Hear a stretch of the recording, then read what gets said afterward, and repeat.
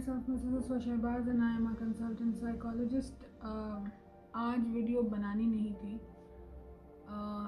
क्योंकि मैं थोड़ी सी बिज़ी थी, लेकिन सैटरडे है। सैटरडे को अक्सर जो मर्द हजरात होते हैं वो घरों पे होते हैं और बहुत सारे जो शोहर हैं, हस्बैंड्स हैं, उनका ध्यान घर पे जाता है और जब वो घर पे होते हैं और घर में एक क्रिएचर घूम रहा होता है जिसको हम बीवी कहते हैं, सडनली सैटरडे संडे को उनको उसके अंदर या तो बहुत सारी खूबियाँ नज़र आना शुरू हो जाती हैं या बहुत सारी खामियाँ नज़र आना शुरू हो जाती हैं।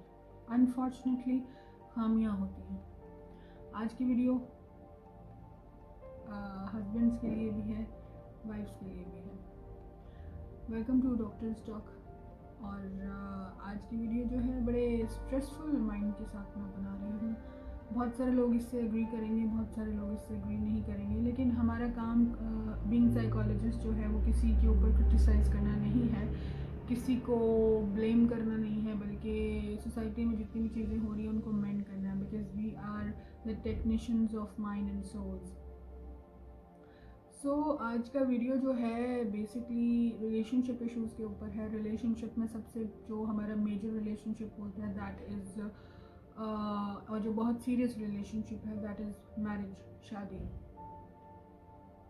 सवाल किसी का ये था, मैं आपको बल्कि पढ़ के सुना देती हूँ।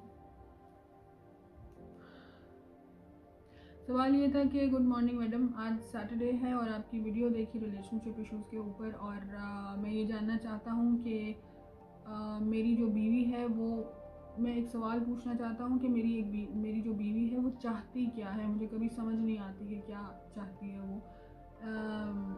मुझे अजीब उससे उलझन होती है। इसके लिए कुछ गाइड कर दें।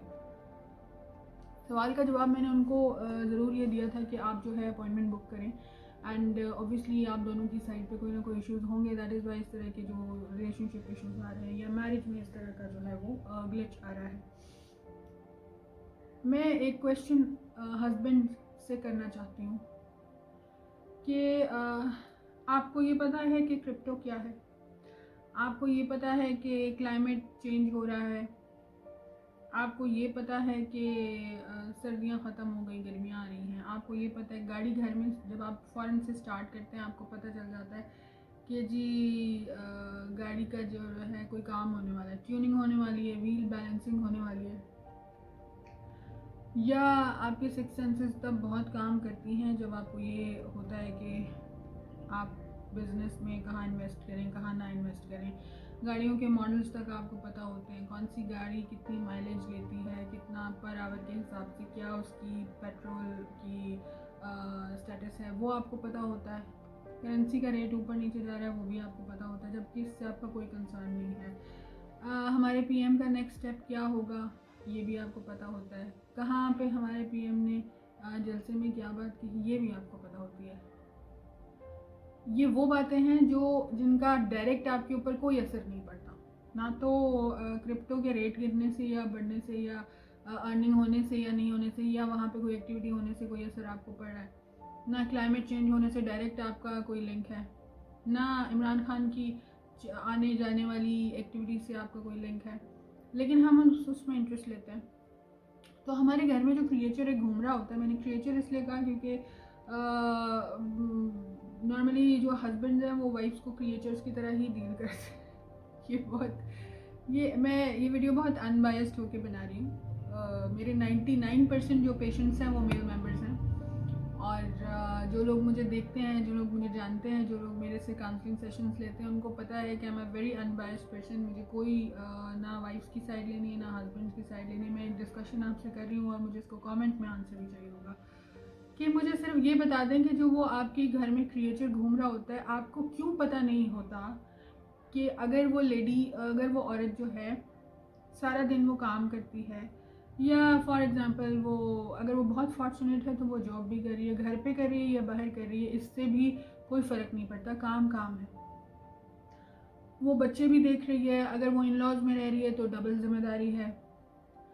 वो बहुत सारी ऐसी चीज़ें कर रही है, दो जोड़ तोड़ करके वो आपके दिए हुए पैसों में या अपने अर्न किए हुए पैसों में हर तरह के हिसाब किताब चला के वो घर का पूरी एक मशीनरी एक इंजीनियर के तौर पे वो चला रही है। आपको ये पता है कि आपकी वाइफ सुबह क्या कि कई कुछ लोगों ने गौर किया है कि अगर आपकी वाइफ जो है सुबह 7 बजे उठती है और कुछ दिनों से वो 7 बजे नहीं उठ पा रही, या अगर वो आपका बहुत ख्याल रखती है, बहुत खाने पीने का ध्यान रखती है, कुछ दिनों से वो एनर्जी नहीं है उसमें, तो कितने परसेंट हस्बैंड्स हैं जो ये चीज़ पे फोकस करते हैं या रिसर्च करते हैं कि जी हमारी वाइफ अगर काम नहीं कर रही है, ये बहुत रेगुलर है उठने में, खाने बनाने में, काम करने में, आज क्या हुआ, या 2 दिन से ये स्लो क्यों है, क्या कोई इमोशनल चेंज है, क्या कोई साइकोलॉजिकल इशू है, क्या मेरी कोई बात बुरी लग गई है, क्या कोई ऐसी चीज़ हुई है जो उसको अच्छी नहीं लगी। बीइंग ह्यूमन हमें उस चीज़ का ख्याल रखना होता है ना। हमें ये तो पता होता है साथ वालों के घर में इतने गेस्ट आए थे, उसमें इतनी लेडीज़ थी और इतने जेंट्स थे, और कहीं से इवन खाने की खुशबू आती है तो भी हमें पता होता है ये ए उन्ना दे करो आई होगी। हम पंजाबी में इसको ऐसे ही बोलते हैं ना। या अगर आपके पास से कोई गाड़ी गुजर जाए तो यार तेरी गड्डी दे गोडियां दा काम रहता है, ठीक है, इसकी ट्यूनिंग करा ला है। हम गाड़ी की ट्यूनिंग पे क्यों गौर करते हैं, सोसाइटी की ट्यूनिंग पे क्यों गौर करते हैं, हम उस बेडरूम में घूमती हुई इस औरत की ट्यूनिंग, या उस tuning would be a bad word, लेकिन ट्यूनिंग इस सेंस में मैंने कहा कि उसको मेंट करने में, या हम ये सवाल अपनी वाइफ से क्यों नहीं पूछते हैं कि भाई अगर आपका बिहेवियर चेंज हुआ है तो बच्चे इसके पीछे रीज़न क्या है, why are you behaving like this. अगर तो कोई बहुत ही बिगड़ी हुई कोई टेढ़ी औरत हो तो वो तो एक बिल्कुल डिफरेंट केस है, लेकिन अगर आपकी नॉर्मल सी वाइफ है जो खाना बनाने वाली हाउस वाइफ है, या नॉर्मल सी जॉब करने वाली एक रेगुलर औरत है, बिहेवियर चेंज होना, हम क्यों उसका जो है उस चीज़ पे फोकस नहीं करते। इसमें इसमें कितना टाइम लगता है कि अगर कोई चेंज आ रहा है, मतलब वाइफ्स को फौरन पता चल जाता है ये जी मेरा हस्बैंड इतने बजे आ रहा था, अब पहले 11 बजे आता था, अब 11:30 आता है, उसके बाद भी उसका मूड अच्छा नहीं है, वो सारा दिन फ़ोन में लगा रहता है, क्या है। बड़ी छोटी सी एक टिप है सब हस्बैंड्स के लिए जो मुझे देख रहे हैं, जो हस्बैंड बनने जा रहे हैं, जो न्यूली वेडिड हैं, पुरानी शादियां हैं। शादी एक ऐसा रिलेशनशिप है कि हम 60 साल के बाद भी चीज़ें मेंड कर सकते हैं। हमें कोई ज़रूरत नहीं होती कि जी हाँ हम तो शुरू से ही ऐसे हैं, ये कोई लेम एक्सक्यूज़ नहीं है। जब आप एक लेडी से कॉम्प्रोमाइज़ मांगते हैं तो आप खुद इतना सी चीज़ क्यों नहीं कर सकते कि आप अपनी वाइफ से ये पूछें, भाई तुम 4 दिन से बीमार हो, तुम्हारा मुंह लटका हुआ है, आपकी बीवी बड़ा तैयार होकर रहती है, अगर 4 दिन उसने मेकअप नहीं किया, आप क्यों नहीं पूछते उससे कि भाई तुमने क्यों नहीं ये चीज़ की, ये चेंज क्यों है, लाइक क्या है। ह्यूमन है ना, उसके अंदर 1000 तरह की सोचें चल सकती हैं, उसके अंदर 1000 तरह के मेंटल टॉर्चर से वो गुजर रही होती है, वो दे शेड ब्लड एवरी मंथ, वो बहुत सारी इमोशनल चेंजेस से गुजर रही होती है ना। उसके बावजूद भी अगर आप इतनी चीज़ों को, इसमें कोई पैसे नहीं लगते, इसमें सिर्फ आपके 2 अच्छे लफ्ज़ लगेंगे, मे बी एक बाइक पे एक राइड लगेगी, एक आइसक्रीम लगेगी, and she will be okay. Problem ये है कि हम अपनी वाइफ्स को सुनते ही नहीं हैं।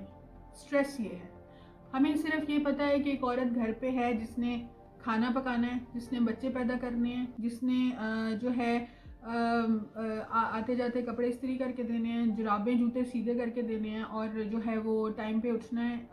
लेकिन हम ये बात का ध्यान नहीं रखते कि वो जो अगर नहीं कर रही ये चीज़ें, या उसके साथ कोई मसला है, तो उसको भी कभी ना कभी हेल्प की ज़रूरत होती है, उसको भी लिसनर की ज़रूरत होती है।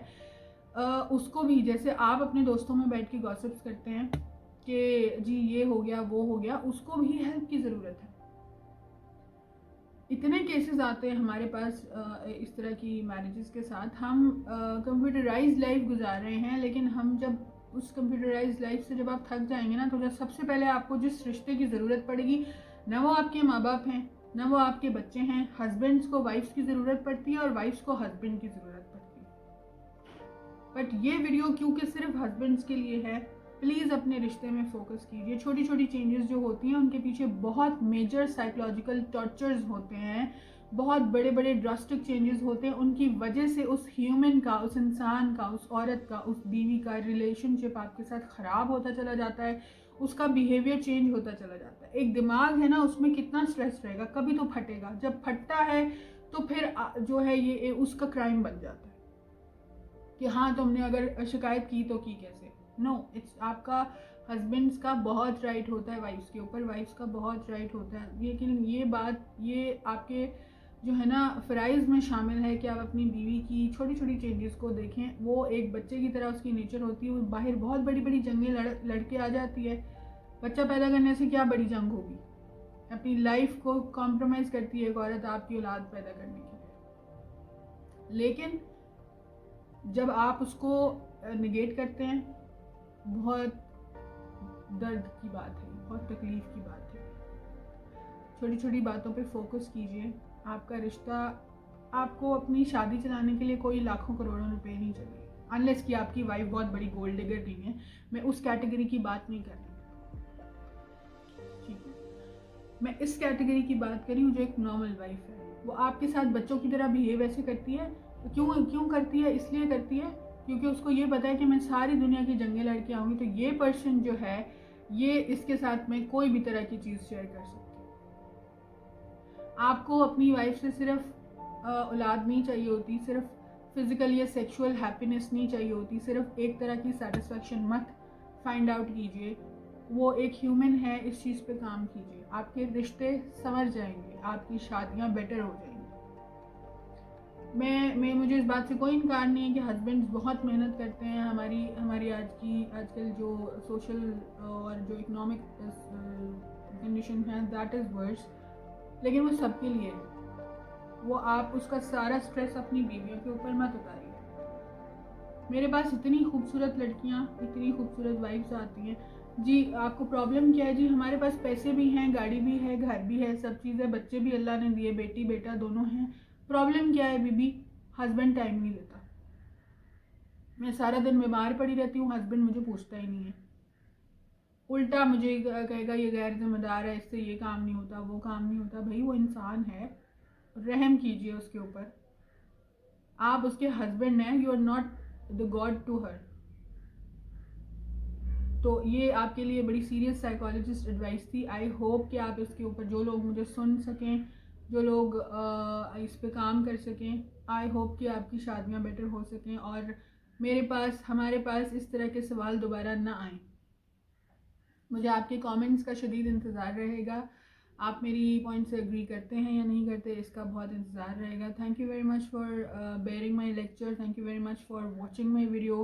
Please do forward. हो सकता है आपकी वजह से किसी और की शादी बेटर हो जाए, किसी और का रिश्ता बेटर हो जाए। Thank you very much, see you again.